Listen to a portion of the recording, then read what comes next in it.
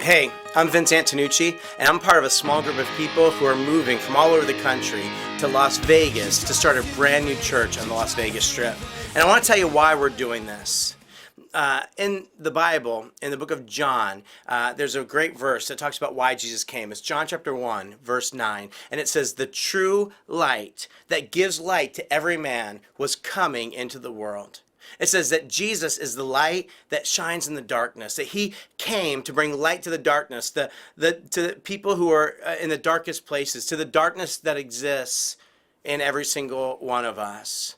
And if you read Matthew, Mark, and Luke, and John, if you read the stories about Jesus, you see that this is what he did time and time again. He would always go to the darkest places, to the people whose lives were most just enshrouded in darkness because they were the most enmeshed in sin. For instance, in Luke chapter 19, Jesus goes to this town of Jericho. And of all the people that he could have gone and spent time with in Jericho, he goes and spends time with Zacchaeus, this corrupt, evil tax collector, the most hated man in town.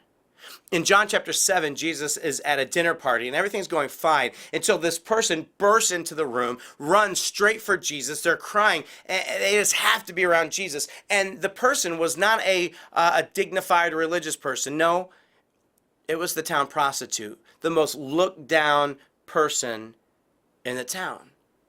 In John chapter 4, Jesus goes to Samaria. And that's saying something because back then, Jewish people would never go to Samaria because it was considered too dark a place, too evil a place. But Jesus went to Samaria. And of all the people he could have gone to in Samaria, he goes straight for the most despised woman in the town. And she was despised because she was going from man to man to man to man, from bed to bed to bed to bed.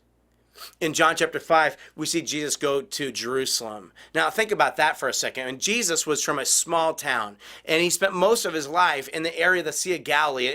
There's a bunch of small towns, but a few times he got to go to Jerusalem. It's a long walk, probably about 17 hours to get to Jerusalem. And Jerusalem was a big city, and it had all the things big cities have, great places to eat and great things to do. And not only that, but it was also the religious center for those people back then. And so there was great, temples to see and rabbis to talk to. But of all the places that Jesus could have gone, of all the people he could have gone and met with, we see in John chapter 5 that when Jesus went to Jerusalem, he goes straight to the place where the blind and lame and crippled, the broken people, hang out.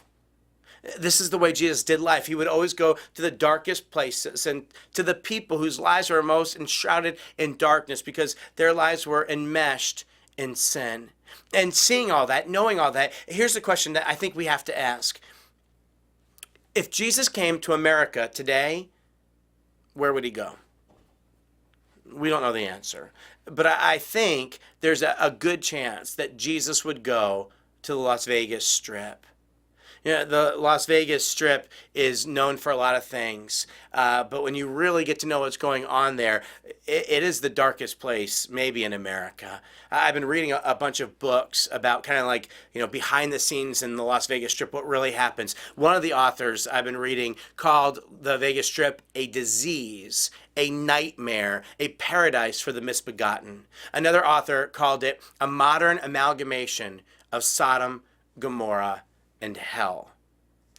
The Strip is famous for its lights, how bright it is, but the Strip lacks the light, and it is very dark.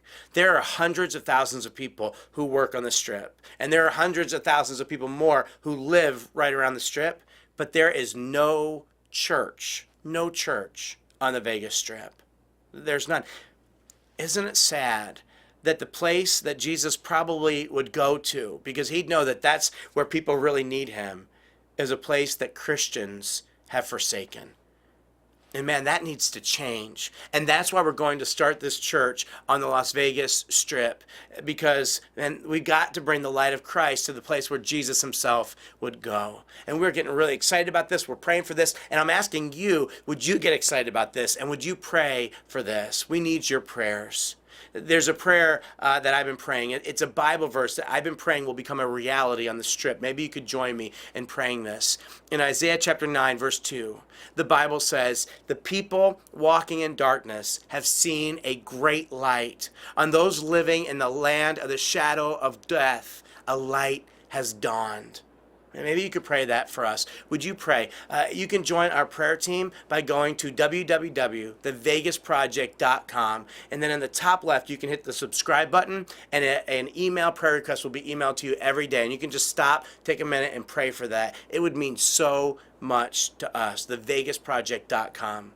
Please pray that we can bring the light of Christ to the darkness of the Vegas Strip, and I pray that you bring the light of Christ to the places that God brings you.